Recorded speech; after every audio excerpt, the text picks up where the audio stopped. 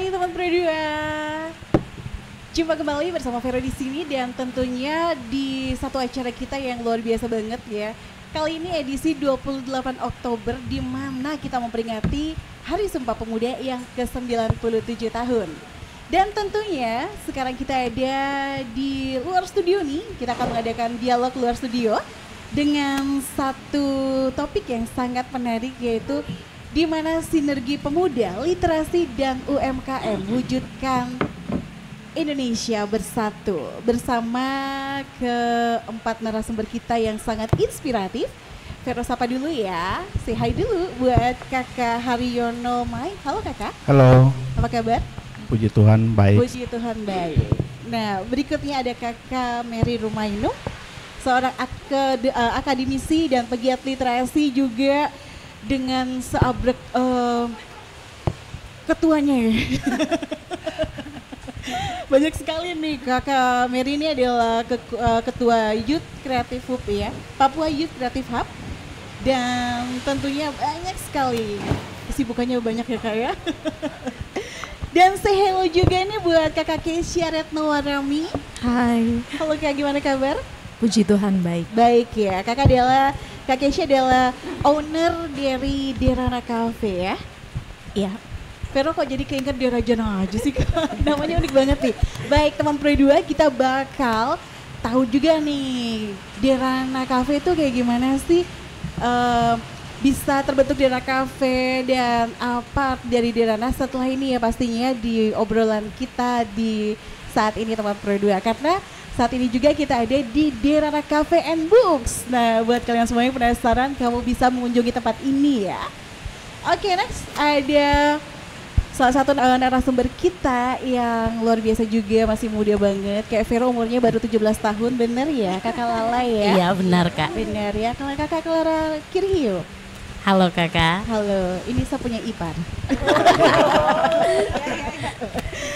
Oke, Kak Clara adalah Duta Genre Juara 1 Pendidikan dan seorang entrepreneur muda.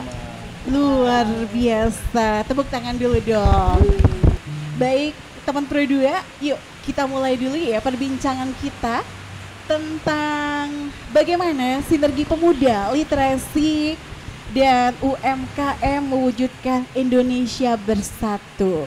Edisi Hari Sumpah Pemuda. Baik, kalau ngomongin soal pemuda ini ya, semangat muda. Kebetulan nih Kak, boleh kenalan dulu ya. Vero umurnya baru 17 tahun. 17 tahun Kak. Entah yang lalu atau mendatang. Oke,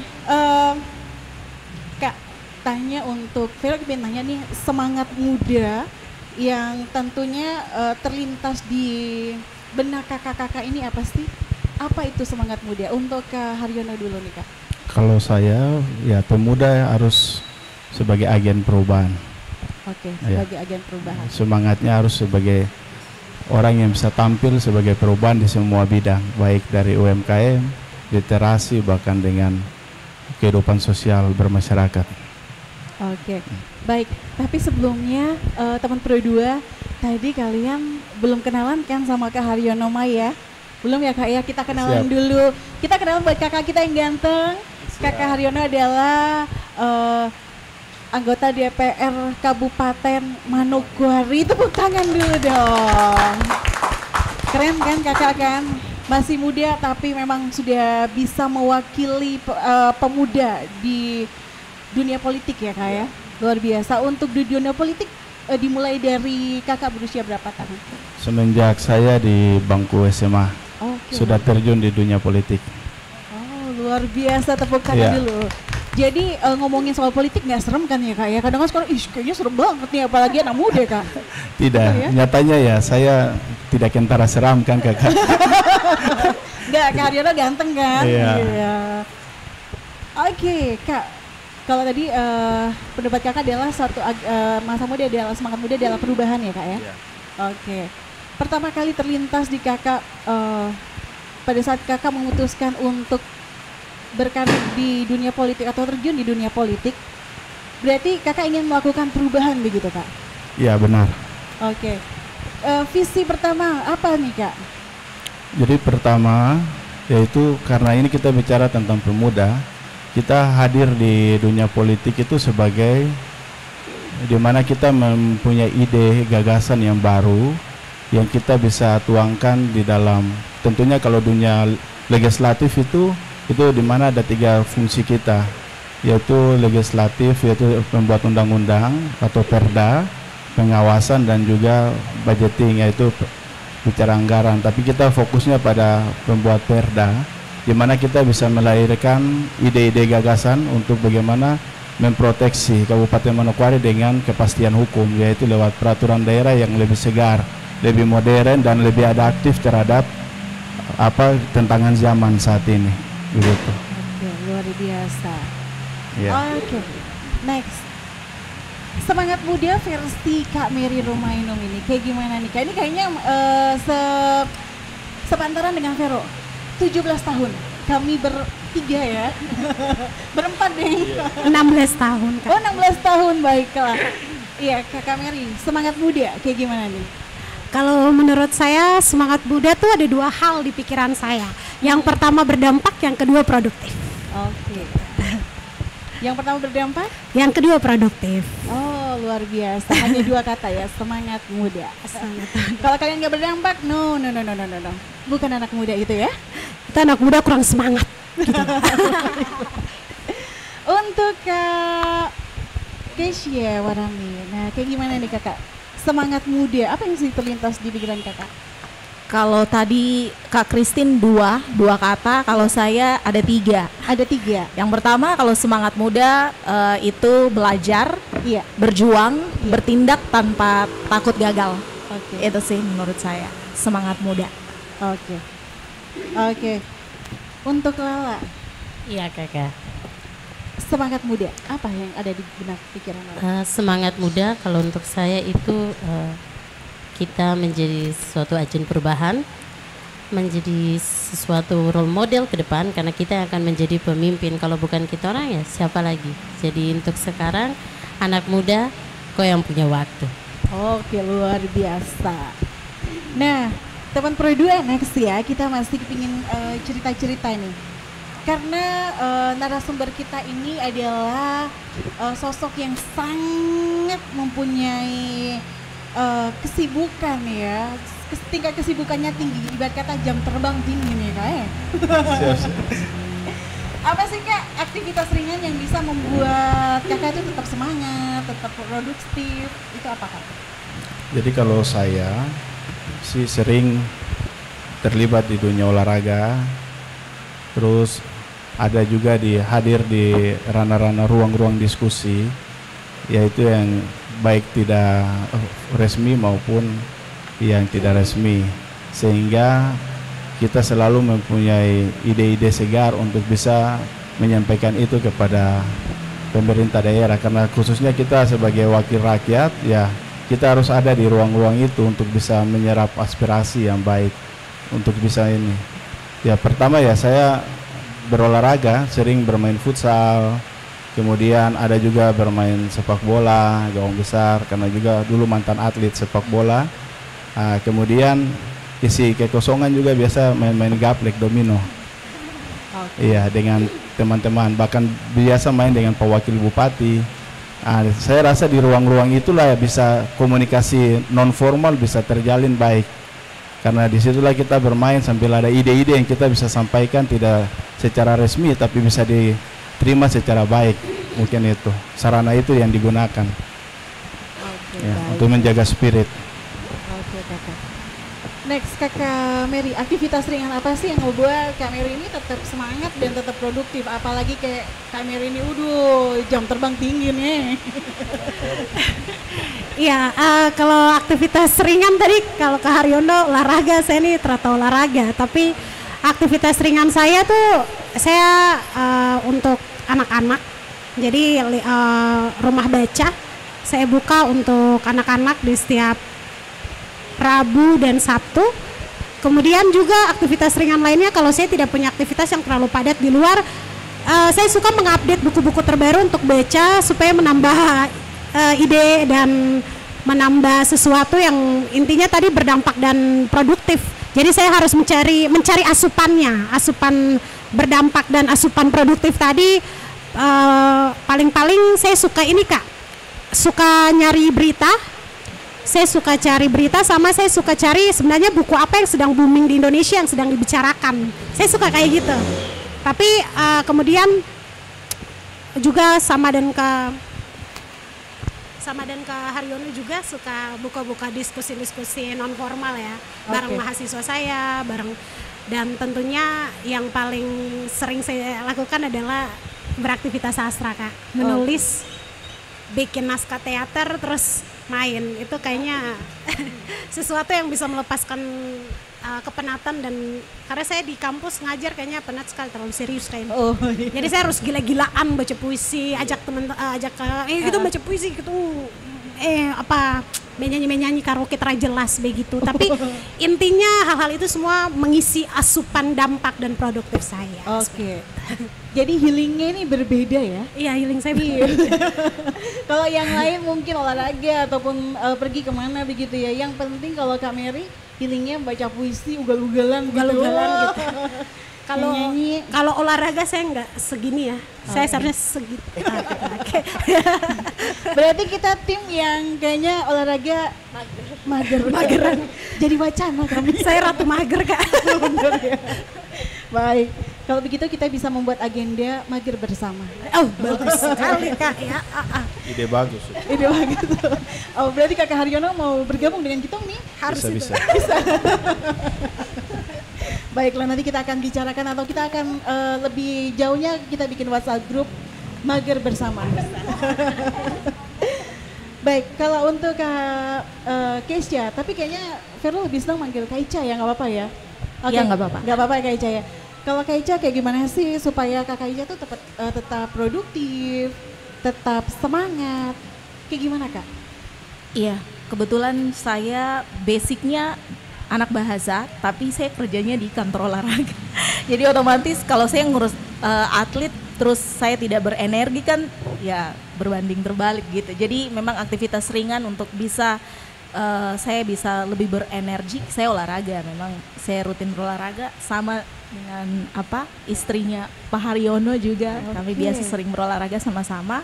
Terus juga karena saya suka baca juga, jadi saya suka kayak baca-baca kutipan untuk mengafirmasi diri gitu, biar lebih semangat. Seperti itu. Salah satu kutipan yang jadi favorit apa nih? Salah satu kutipannya adalah, karena saya tipe orang yang lebih senang tidak banyak bicara tapi bertindak gitu. Oke, luar biasa ya.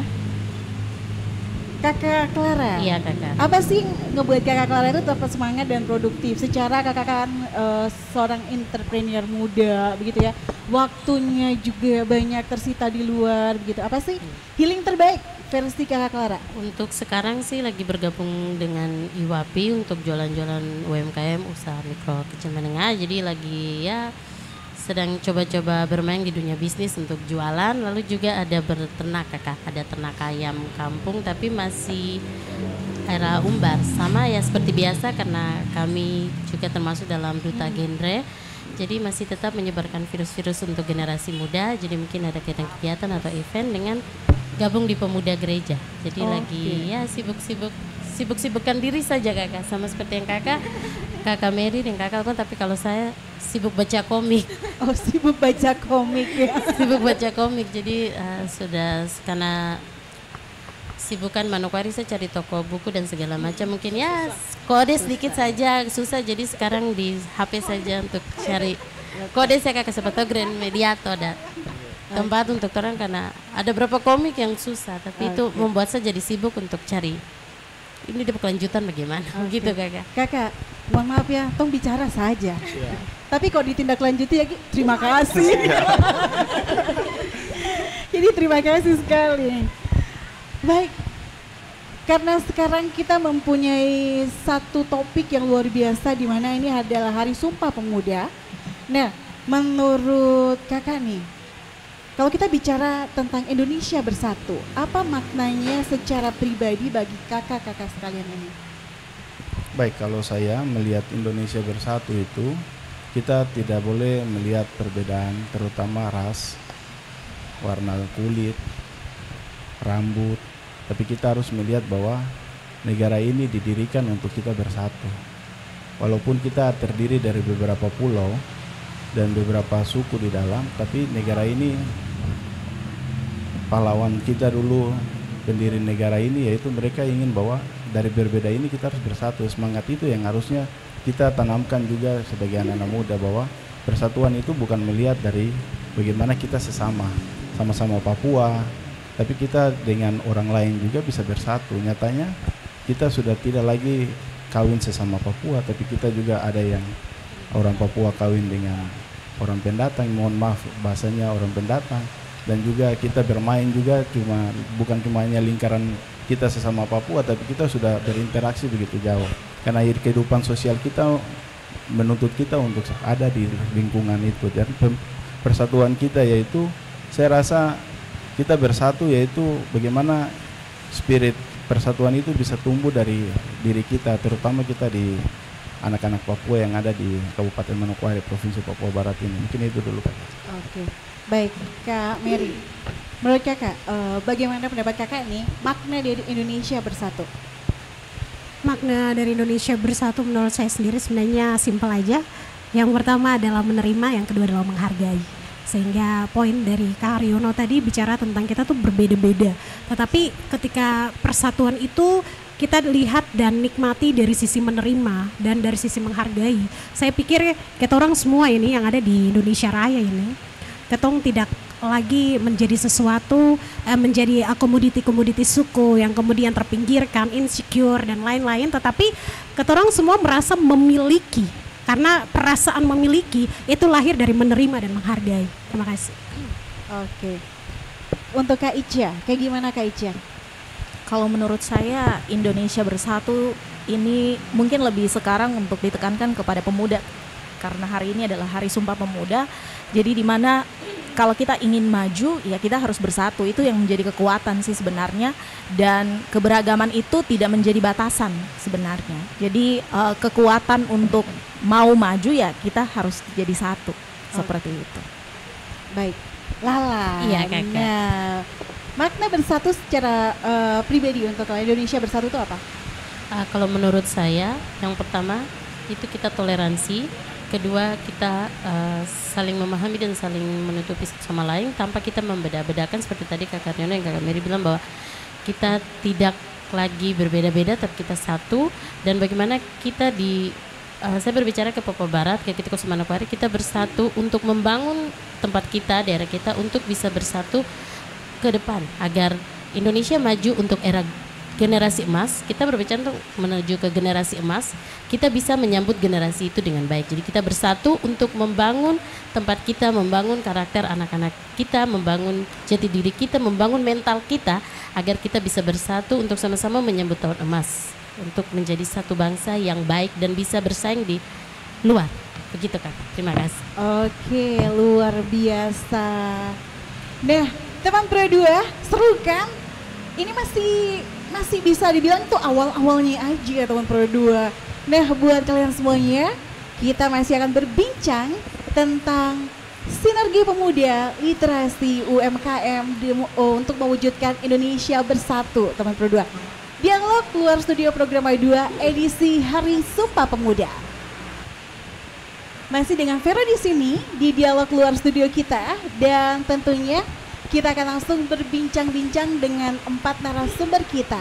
Ada Kakak Haryono Mai, ada Kakak Mary Rumainum, dan ada juga Kakak Keisha Warami, dan ada Kakak Clara Kirihio. Yang pastinya keempat narasumber kita akan memberikan pendapatnya tentang apa itu pemuda dan literasi, bagaimana UMKM pemuda dan literasi itu bersatu, bersinergi, berkolaborasi. Baik, nah untuk Kakak Haryono nih Kak, Kak, literasi ini kan sering dianggap sebagai kunci pembangunan manusia ya Kak? Iya, benar. Nah, menurut Kakak bagaimana DPR melihat literasi sebagai bagian penting dalam menciptakan pemuda yang kritis dan produktif Kak? Baik, terima kasih. Mungkin semangat literasi sekarang ini timbul dari kita baru beberapa hari lalu ya, kita baru saja merayakan 1 abad ya peradaban orang Papua di tanah Papua, yaitu di mana pendidikan pertama kali yang bisa sukses tergolong sukses yaitu di Aitu Merio Wondama. Nah, untuk DPR sendiri kita baru saja sekitar tanggal 8 lalu mengesahkan pendidikan gratis khusus untuk Kabupaten Manokwari, Perda pendidikan gratis.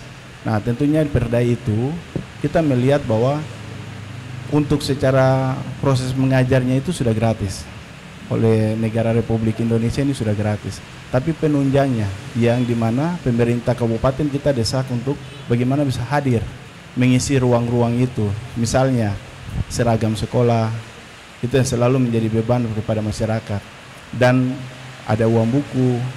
Itu juga semua tidak di-cover oleh dana BOS, karena dana BOS ini untuk bagaimana proses mengajar, proses belajar mengajar di dalam ruangan kelas, tapi penunjangnya, sarana penunjang itu tidak diatur di dana BOS, sehingga daerah hadir, kita paksa daerah hadir untuk mengisi ruang itu lewat Perda pendidikan gratis Kabupaten Manokwari. Sudah disahkan, puji Tuhan nanti tahun depan sudah bisa berjalan. Jadi nanti disitulah ada ruang-ruang yang dibuka oleh pemerintah kabupaten, dan kita sebagai anggota DPR memfasilitasi teman-teman yaitu dari beberapa organisasi yang ada literasi untuk bisa mengisi ruang-ruang kosong itu. Bagaimana komunikasi menjembatani teman-teman ini untuk bisa berkomunikasi secara baik dengan pemerintah, supaya ada program atau ada ide-ide yang terbaik untuk bagaimana masyarakat Manokwari ini tidak boleh lagi ada yang tidak sekolah. Semua harus bisa sekolah, bisa membaca, bisa menulis. Itu terpenting. Karena generasi emas kita ini yang nanti bisa menentukan bagaimana Indonesia emas di tahun 2045. Mungkin itu. Oke, jadi mungkin kedepannya tahun depan sudah mulai ada seperti yang tadi kakak bilang ya, untuk dana buku begitu ya, ada ya kak ya? Ditanggung pemerintah. Ya, jadi ada beberapa penunjang-penunjang, salah satunya seperti tadi seragam, terus buku rapot, kemudian ada lagi buku. Tentunya pemerintah akan hadir di situ, pemerintah daerah ya, melihat mana yang bisa di-cover sesuai dengan kebutuhan masyarakat, dan juga tentunya pada kekuatan fiskal daerah, mana yang bisa di-cover mungkin tahun 2026. Yang jadi masalah yaitu seragam, tapi seragam saya lihat sudah mulai berjalan, itu tidak mengenal Papua maupun non Papua ya. Ini informasi saja sekaligus sarana sosialisasi bahwa pendidikan gratis itu untuk semua. Siapa yang ada bersekolah di Kabupaten Manokwari, dia akan mendapatkan pendidikan gratis dari tingkat SD, SMP sampai SMA. Bahkan perguruan tinggi juga mulai dijajaki, yaitu nanti ada kerjasama MOU, kemudian akan diberikan bantuan-bantuan baik dosennya sesuaikan dengan kemampuan daerah begitu. Oke, luar biasa ya kak ya. Jadi ini diharapkan akan memperkecil yang namanya konflik di saat penerimaan murid baru mungkin ya kak ya. Keresahan lebih tepatnya keresahan ibu-ibu ya. Bagaimana mereka mau masuk terus dengan uang seragam yang begitu mahal, nanti daerah hadir untuk meng-cover itu. Oke. Gitu. Itu kak izin bertanya, untuk kayak uang baju, uang buku, itu apakah kira-kira bisa berapa persen gitu kak? Mungkin ada sosialisasi berapa persen dari pemerintah daerah, berapa persen dari orang tua begitu kak? Atau memang pure akan dilihat dari mungkin seseorang kebetulan datang dari keluarga yang tidak mampu, jadi mungkin 100% ditanggung sama daerah. Jadi kalau untuk perda yang kita baru sahkan bersama pemerintah, yaitu nanti ada turunannya Perbuk.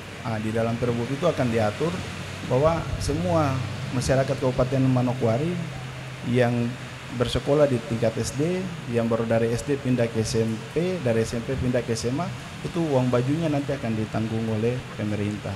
Jadi orang tua cuma akan menanggung biaya-biaya yang mungkin belum tercover di tahun 2026. Nanti 2027 kalau keuangan fiskal daerah kita memadai lagi, akan ada mengcover lagi seperti uang rapot, terus uang kos kaki. Biasa itu hal-hal tambahan yang sekolah bebankan kepada orang tua. Jadi daerah hadir untuk mengisi ruang-ruang itu, mungkin itu. Wah, luar biasa, tepuk tangan dulu ya. Berarti ini gimana komitmen pemerintah untuk memajukan pendidikan ya di daerah. Baik, masih dengan Kak Haryono nih, Vero ingin nanya nih Kak. Langkah nyata, bagaimana langkah nyata DPR Kabupaten Manokwari dalam mendukung kegiatan literasi Kak yang dilakukan komunitas dan anak muda di daerah? Kira-kira apa langkah nyatanya Kak? Baik, mungkin kalau saya baru DPR per 27 Agustus kemarin baru genap 1 tahun, dan kita waktu masuk DPR kita ada di suasana pilkada, habis pilkada kita baru mulai melihat program kerja DPR secara baik. Nah, mungkin kita nanti hadir untuk bagaimana yang tadi saya sampaikan bahwa menjembatani antara organisasi-organisasi yang penggiat literasi dengan OPD-OPD terkait yang ada di Kabupaten Manokwari, supaya mereka bisa bagaimana program yang dirancang oleh OPD itu juga bisa membuka ruang kepada teman-teman yang ada di organisasi literasi untuk bagaimana bisa terlibat, bisa mendapat akses baik pembiayaan maupun dukungan program, supaya mereka juga bisa membantu kerja dari pemerintah daerah khususnya Dinas Pendidikan untuk bagaimana meningkatkan semangat belajar atau semangat pengetahuan bagi anak-anak muda Papua di Kabupaten Manokwari. Mungkin itu kita menjadi jembatan saja, karena kita bukan tugas untuk memprogramkan. Kita DPR hanya menjadi saluran aspirasi kemudian menyampaikan kepada pemerintah daerah. Begitu. Oke, luar biasa. Berarti memang ya Kak ya, jadi kalau kita nih anak-anak muda, kita kalau mau curhat-curhat udah nggak usah kemana-mana, nggak usah curhat juga di media sosial kali ya, langsung saja ke wakil rakyat. Iya, iya. Seperti begitu Kak. Berarti nomornya siap 24 jam ya Kak dihubungi ya. Kita kan tinggal di satu kota yang sama. Oh iya, ada ruang-ruang diskusi yang harus dikembangkan. Baiklah. Nah, teman Pro 2, kita sudah melihat bagaimana kebijakan dari pemerintah melalui DPRD Kabupaten Manokwari. Saatnya kita akan melihat pendapat atau mendengar pendapat dari Kakak Mary Rumainum sebagai pegiat literasi dan akademisi, yang gimana nih Kak melihat kondisi sekarang banyak anak muda atau Gen Z ini lebih akrab dengan media sosial daripada baca buku. Nah, menurut Kak Mary, bagaimana sih cara mereka mencintai literasi dalam bentuk yang relevan Kak dengan zaman sekarang? Ya, sebenarnya kalau kita bicara literasi ini luas ya. Kita tidak sekedar sampai kepada membaca, menulis, tetapi bagaimana kita menyiapkan generasi bahkan regenerasi untuk berdiri di atas kakinya sendiri dalam hal kemampuan memahami sampai kepada mengolah baik informasi dan lain-lain. Dan literasi tidak terbatas pada membaca buku klasik yang hari ini mungkin ada di belakang kita ini. Tetapi saat ini kalau kita lihat dengan perkembangan zaman yang ada, hari ini banyak sekali tantangan sebenarnya. Kalau saya dari penggerak literasi sendiri, dengan aktivitas literasi yang rutin saya lakukan di setiap minggu, saya melihat bahwa memang the power of HP, handphone ini menjadi kekuatan anak-anak Gen Z hari ini. Bukan Gen Z ya, ini generasi Alpha. Generasi Alpha ini kan kalau kita lihat dari karakteristiknya dia lebih kepada keras kepala dan teguh pada pendiriannya sendiri. Nah, itu menjadi tantangan-tantangan kita. Tetapi terus bagaimana sesuai pertanyaan tadi, bahwasannya solusi apa yang akan kita lakukan? Sebenarnya solusi yang sudah saya lakukan adalah contohnya di rumah baca saya menyiapkan waktu khusus ketika anak-anak datang, mereka tidak sekedar hanya belajar membaca menulis di situ dan meningkatkan kemampuan mereka, tetapi bagaimana mereka bisa ditemani untuk dibacakan buku misalnya. Sebenarnya itu adalah hal-hal kecil yang bisa kita gunakan sehingga buku-buku cetak itu bisa relevansi sama anak-anak untuk tetap terdengar, terbacakan dan lain-lain, dan anak-anak bisa bertumbuh dengan cara-cara sederhana seperti itu. Dengan cara membacakan buku kepada mereka, bahkan sampai ke titik bagaimana mereka mengulas kembali apa yang mereka baca. Itu sebenarnya kegiatan-kegiatan ringan yang bisa kita lakukan, terutama kami melakukannya di Rumah Baca, Pondok Baca Senja Papua Cerdas, dan kemudian tidak menutup kemungkinan karena kita bicara dasar literasi tadi, bagaimana anak-anak bisa berdiri dan mampu dan diberdaya. Nah, itu tuh masalahnya. Sehingga di situ sebenarnya digitalisasi pun juga tidak mengapa ketika anak-anak bisa akses di sana, tetapi ada tetapinya. Ketika itu tidak dikawal. Nah, ini juga buat orang tua nih. Orang tua kan sekarang tuh sering kayak anak-anak nangis dikit nih, pakai tuh gitu. Padahal kita juga harus bisa pakai cara klasik dulu dong. Orang-orang tua dulu, mari kita baca cerita baru kamu tidur. Ini sekarang kayak orang tua lebih sibuk sendiri. Padahal kalau kita memberikan waktu cuma 5 menit doang, kita sedang membentuk generasi emas Indonesia menuju tahun emas itu. Coba kakak dong pikir saja, waktu ini cukup kah untuk siapkan generasi gitu. Itu pertanyaannya, cukup kah? Jangan-jangan generasi ini hancur sebelum waktu yang kita impikan bersama begitu. Sehingga ini bukan hanya peran dari penggerak literasi semata, tetapi bagaimana orang tua proaktif di rumah untuk melihat hal ini. Sehingga mungkin solusi itu tadi, orang tua membacakan buku untuk anak. Ini bicara usia dini ya. Karena saya tidak bicara soal anak-anak yang sudah SMP, SMA, tidak. Karena bagi saya gerbangnya tuh ada di anak-anak usia dini. Kita tanamkan itu karena kebiasaan itu. Allah bisa karena biasa. Kita membiasakan anak dulu di usianya mereka sekarang baru bisa sampai ke sana. Nah, mungkin kalau di rumah baca saya tidak banyak anak-anak, tetapi bisa dilakukan di rumah, dari rumah ke rumah. Dan kami juga tahun depan kami ingin membuat literasi keliling, tapi memang mungkin bukan di dalam Kabupaten Manokwari, tapi kami rindu literasi keliling kami ada ke kampung-kampung. Mungkin saya sebagai penggerak literasi kekuatan untuk berjalan sampai hari ini karena saya berpikir bahwa anak-anak generasi muda Papua harus dipersiapkan. Siapa yang mau mempersiapkan itu? Walaupun mungkin kami tidak pernah mungkin dana swadaya sendiri, tetapi itu tidak membuat kita berhenti karena bukan tentang dana gitu.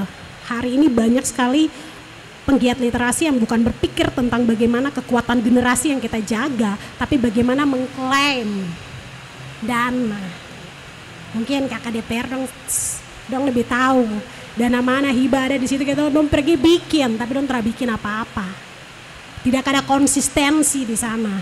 Tetapi itu makanya mungkin saya pikir sinergi dari pemerintah, anggota DPR dan kita kaki babu di bawah ini atau mungkin perlu juga duduk bersama lalu berpikir begitu. Jangan sampai peluang-peluang yang pemerintah sudah sangat dengan hati yang mulia untuk memberikan kepada penggerak yang sesungguhnya itu diambil oleh orang-orang yang hanya ingin memperkaya diri sendiri, maaf kata, tetapi mereka tidak ingat bahwa saya berperan sebagai mempersiapkan generasi.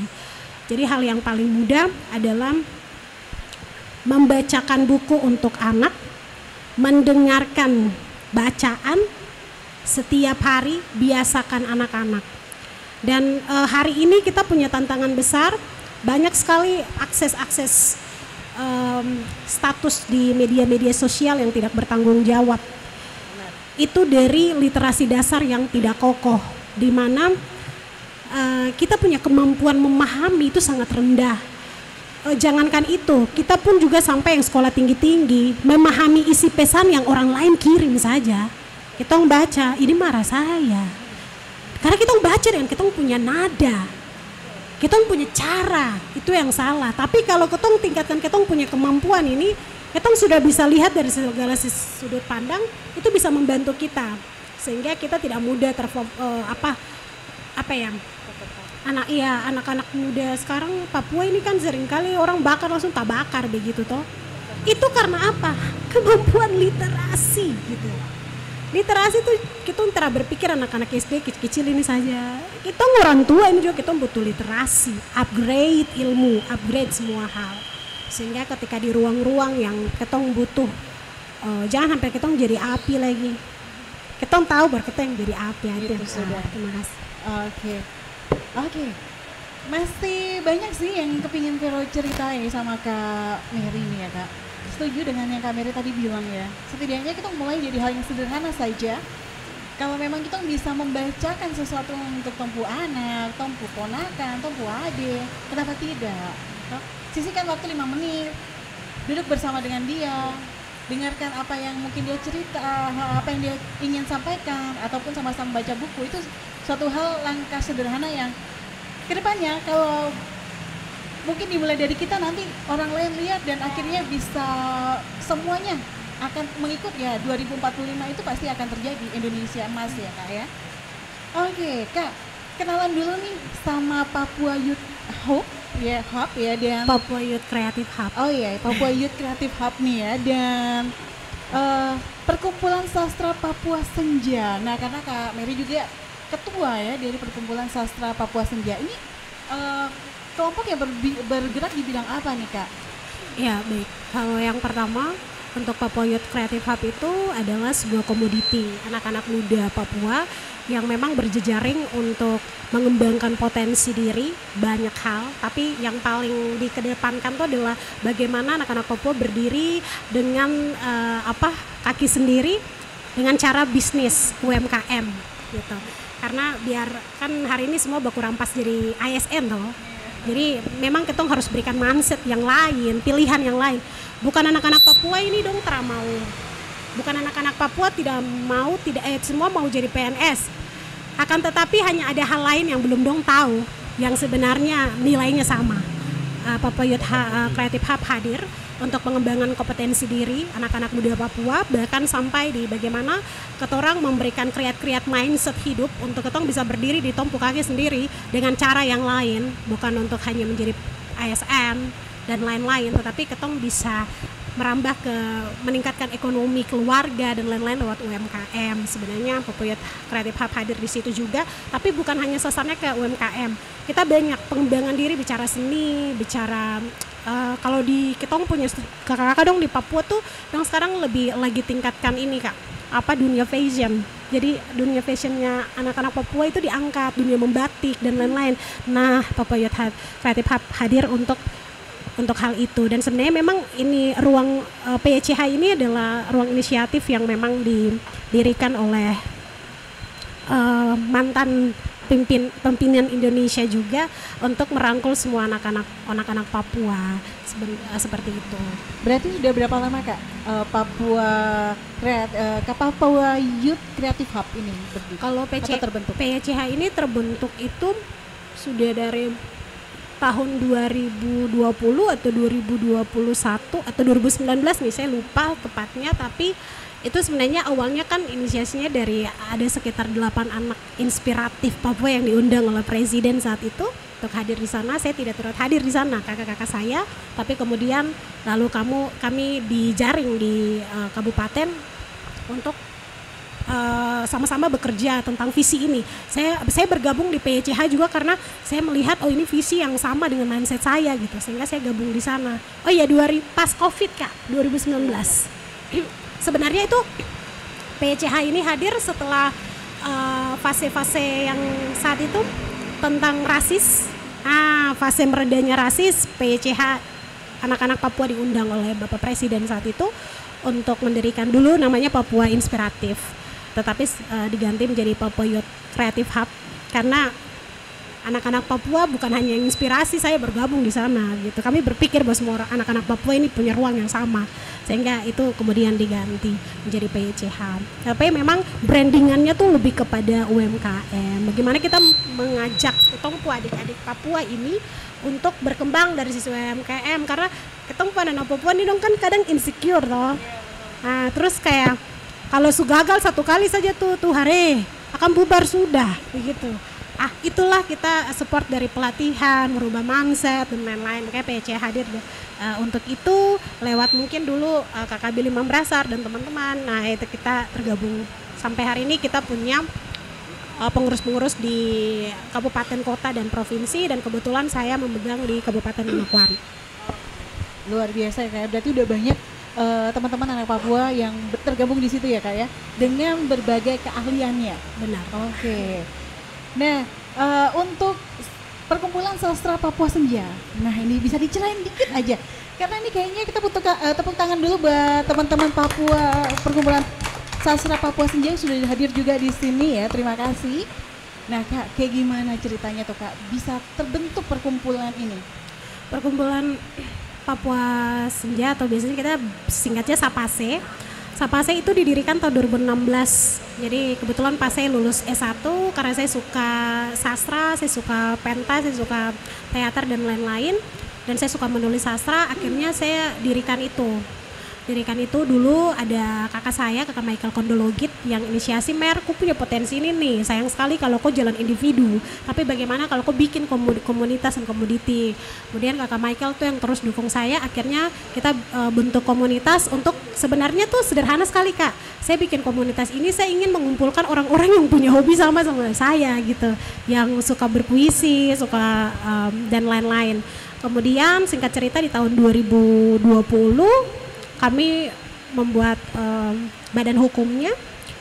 Kemudian kami jalan beberapa tahun terakhir, kami sering mengakses dana nasional untuk pementasan, pengembangan literasi dan lain-lain. Jadi memang kita khusus bergerak di literasi, perfilman Papua sama pengembangan teater Papua.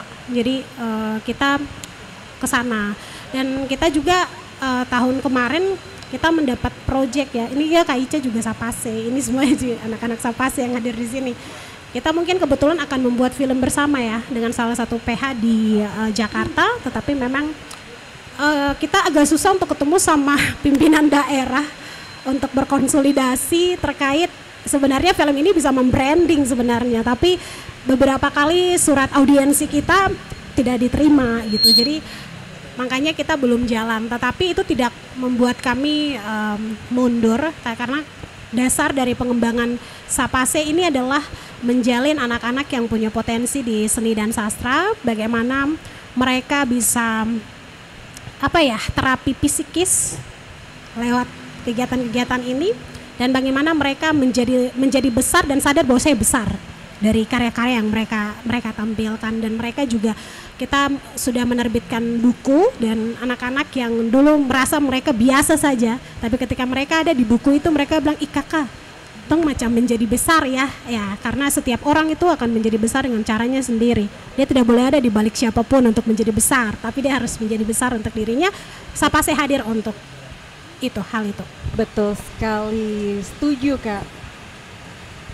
Buat kita semuanya, kalian bisa kok, kita semua bisa. Tetap menjadi diri sendiri, nggak perlu kalau Isa kepingin jadi ini, Isa kepingin jadi internet, jadi dirimu sendiri.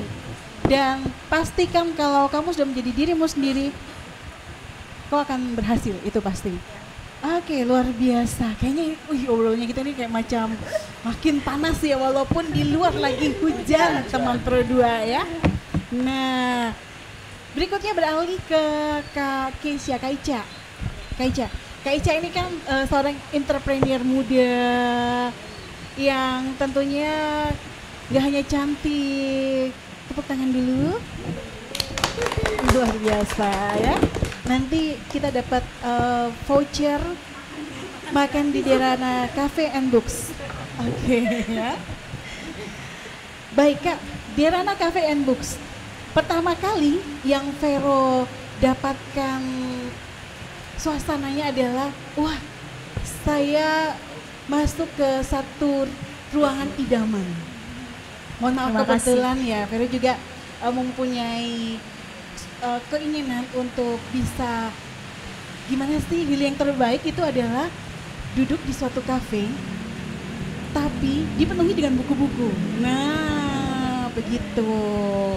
Jadi masuk di Derana Cafe and Books ini kayaknya masuk di mimpi yang akhirnya terwujud, walaupun orang lain yang mewujudkannya. Karena kakak jujur, zaman sekarang adalah mereka lebih baik memilih membuka kafe yang penuh dengan hingar-bingar. Dia kayak gimana, serem ya bahasanya, hingar-bingar ya. Pokoknya yang wah ajib banget begitu Kak ya. Tapi kalau ngomongin soal buku itu terkadang tidak ada di kafe tersebut. Tapi makasih loh Kak Ica ya. Kak, ceritain dulu nih Kak, kenapa sih Kakak punya konsep Cafe and Books? Udah gitu nama Derana itu diambil dari mana Kak? Keinget Vero tuh kayaknya Dirajana aja, ternyata enggak di Rana ya. Oke Kak, ceritain, dimulai dari konsep yang seperti apa? Cafe Dirana and Books ini. Iya, mungkin saya cerita singkat saja terkait kenapa sampai ada inisiatif untuk konsepnya itu kafe tapi ada buku gitu. Jadi ini bermula dari diskusi ringan saya bersama dengan partner saya di sebelah ini. Ternyata juga jadi teman diskusi, teman berbagi pengalaman, berbagi ide. Dan ini sebenarnya saya bangun bisnis ini pertama kali karena saya juga masih baru belajar. Dan saya tidak pernah terpikirkan bahwa tempat ini akan berdiri seperti ini, tapi puji Tuhan apa yang ada dalam hati Tuhan tahu dan itu terlaksana gitu. Tapi ini tidak semua berdiri karena saya, tapi juga ada dukungan orang-orang terdekat saya yang luar biasa. Salah satunya partner saya di sebelah ini, saudara saya, kita berbagi. Jadi tiba-tiba muncul suami saya kasih, coba deh kamu belajar sesuatu yang baru begitu, bangun bisnis. Aduh, saya ini tidak punya pengalaman, tapi dia bilang coba belajar sesuatu yang kamu tidak pernah tahu gitu, keluar dari zona nyamanmu, jangan itu saja. Orang tahu kamu pelayanan, orang tahu kamu menyanyi, bla bla bla. Coba buat sesuatu yang berbeda dari diri kamu begitu. Akhirnya coba deh bisnis, tapi saya tidak tahu untuk bagaimana marketing, bagaimana promosi dan lain-lain. Nah, kalau partner saya atau pasangan saya melihat bahwa kamu ini punya relasi banyak karena kamu berbaur dengan teman-teman yang lumayan banyak dan itu menjadi salah satu kekuatan yang bisa membantu kamu orang tahu dan kenal kalau tempat yang kamu buat, oh mereka tahu nih ada kamu gitu. Dan akhirnya saya cerita-cerita dan muncullah nih dia berbagi ide. Kak gimana?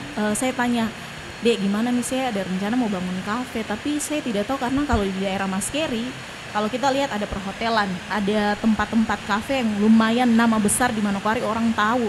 Apalagi terutama yang berhadapan dengan kafe ini kan besar sekali gitu. Apa sih yang saya mau jual, view juga saya tidak bisa jual gitu. Akhirnya kita bincang-bincang, Kak gimana kakak suka literasi, kakak juga sapase, gimana kalau kakak buat sesuatu yang beda dan berdampak. Apa nih? Kakak kan punya buku ada, daripada tertinggal di lemari, dibaca sama kutu atau habis robek, mendingan kakak bikin saja. Kita coba cari ide, coba tampilkan ada bukunya. Jadi bahasanya oke, kita di kafe tapi ada bukunya. Jadi ya dari dia munculkan ide itu, oh kayaknya menarik juga nih. Akhirnya saya research dulu kira-kira kafe dan buku. Memang saya biasa suka cari-cari gambar dari media sosial, apa nih yang buat supaya menarik. Dan saya melihat bahwa di Kota Manokwari ini kan banyak sekali, seperti tadi Kak Vero bilang bahwa kafe-kafe ini hanya yang penting rame, yang penting brandingannya bagus, ada musik di situ, ada memang yang bisa menarik anak-anak muda, sudah dia rame gitu. Jadi kayak musiman gitu. Kakak buat sesuatu yang berbeda. Coba deh pakai konsep ada bukunya. Akhirnya oh kayaknya bagus nih.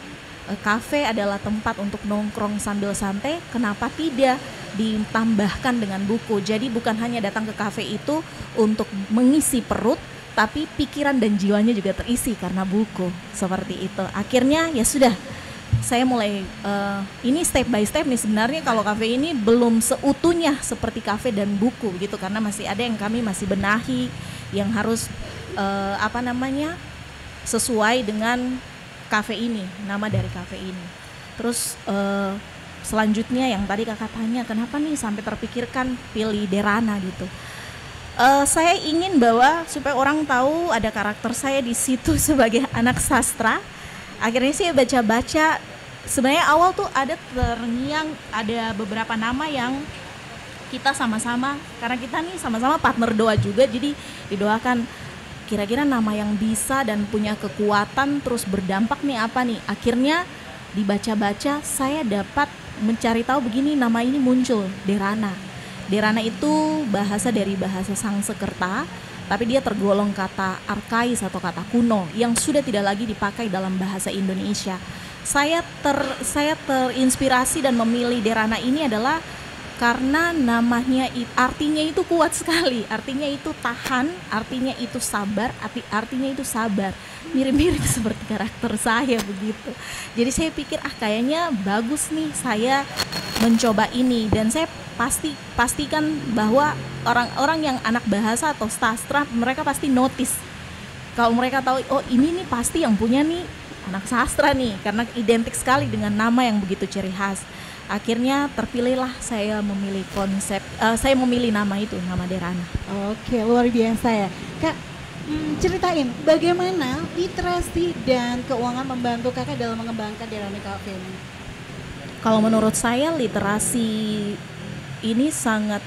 digital ya, terutama ini sangat-sangat membantu saya, terutama apalagi kita yang baru sekali terjun dalam dunia bisnis, karena dengannya adanya literasi digital ini membantu kita untuk bagaimana caranya mempermudah kita untuk bisa marketing, bisa promosi tempat kita yang baru. Kalau mungkin dari mulut ke mulut mungkin orang tidak ini. Sekarang tuh kayaknya era digital ini sangat membantu pesat. Apa yang kita baru buang ini langsung viral, atau apa yang ini orang langsung tersebar luas, orang tahu di mana. Jadi saya pikir bahwa literasi digital ini sangat-sangat membantu saya, terutama dalam menunjang saya yang baru membuka usaha yang baru. Oke, luar biasa. Nah, sebagai seorang owner ya, kita tinggalkan owner Derana Cafe and Books. Nah Kak, sebagai guru sekolah minggu, karena tadi saya juga dapat bocoran nih, Kak Keisha ini adalah guru sekolah minggu juga nih ya. Bagaimana sih Kak menanamkan semangat membaca dan nilai karakter pada anak-anak Gen Z nih Kak, begitu. Mungkin ada tips and triknya.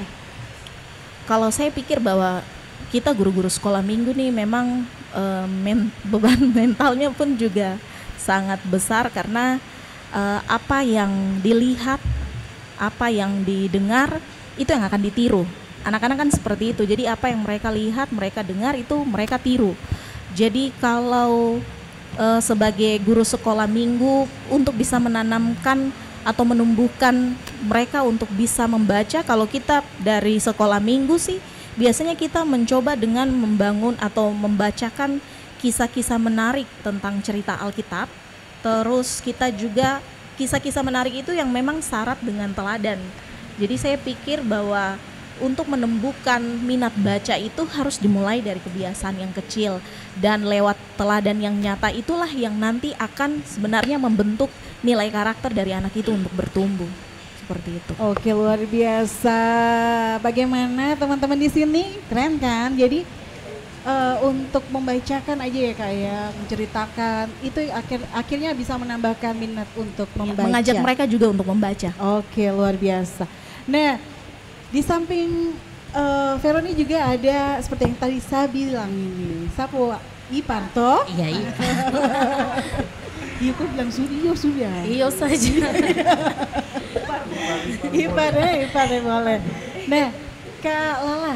Iya kakak. Sebagai duta genre di bidang pendidikan, menurut Kak Lala, kenapa literasi itu penting banget buat anak muda zaman sekarang? Bukan cuma soal baca buku ya, tapi kita kan juga harus melek informasi dan nilai diri juga nih Kak. Mungkin ada bisa kasih pendapatnya Kak? Oke kakak, literasi apalagi untuk jati diri, kebanyakan anak-anak muda sekarang taunya literasi itu baca buku, tulis, menulis dan cari tahu. Padahal sebenarnya Kak tidak terbatas hanya membaca buku dan cari tahu, tapi kita bagaimana kita memahami, mencari jati diri, menemukan karakter, membentuk kita di era platform digital yang ini. Jadi memanfaatkan HP, handphone digital kita ini untuk mencari akses, untuk mencari tahu bahwa dunia sekarang tuh tidak perlu tong cari di peta, tong buka terus tong lihat satu persatu, tapi dari handphone bagaimana kita mengevaluasinya. Jadi kayak saya duduk di sini, saya penasaran di Antartika sana itu ada apa, ada hewan apa, di sana ada udang kah, di sana itu ada cendrawasih kah, oh tidak di sana tuh ada pinang. Nah kita cari dari sini, jadi menggunakan digital, effort kita untuk mencari sesuatu yang baik. Lalu menggunakan literasi, menggunakan digital yang seperti kakak bilang bahwa tidak hanya baca dan menulis, tapi cari jati diri kita dengan cara gunakan media sosial. FB Pro, lagi gila-gilanya nih loh FB Pro. Apa yang viral sedikit langsung cium. TikTok, Instagram. Nah kita mengubah itu menjadi sesuatu yang menarik. Jadi mungkin kamu lewat pas lihat gini Derana Cafe and Books, ada kakak laki-laki ini diganti berduduk baca buku. kakak saya izin saya rekam, terus saya posting. Jadi ada nilai jual dan membuat anak-anak muda jadi tertarik. Jadi literasi itu bukan hanya seperti tadi yang kakak Mary bilang bahwa di situ kita membuat kita menjadi seorang yang bisa berdiri di tumpukan kaki sendiri. Kamu percaya berapa tahun ke depan tidak bisa kalau kamu tidak berdiri sendiri. Jadi bagaimana literasi itu membuat kita menjadi sesuatu batu, jadi batu akik sampai jadi cincin, jadi cantik. Nah begitu kakak, itu menurut saya. Oke, luar biasa. Nah, kasih triknya nih Kak, gimana cara supaya anak muda ini mereka bisa suka membaca, biar kita asik, karena zaman sekarang kalau ngomongin soal membaca kayaknya Bosan. bosan. Iya. Betul. Iya betul. Maunya aja baca komik aja gitu. Nah itu salah satunya di saya lebih tertarik pada buku yang ada gambar, buku yang menarik dan ceritanya itu to the point. Jadi saya sering buat teman-teman, sebenarnya tidak boleh ada kata bosan untuk membaca karena di Alkitab tidak ada gambar kecuali anak-anak sekolah minggu.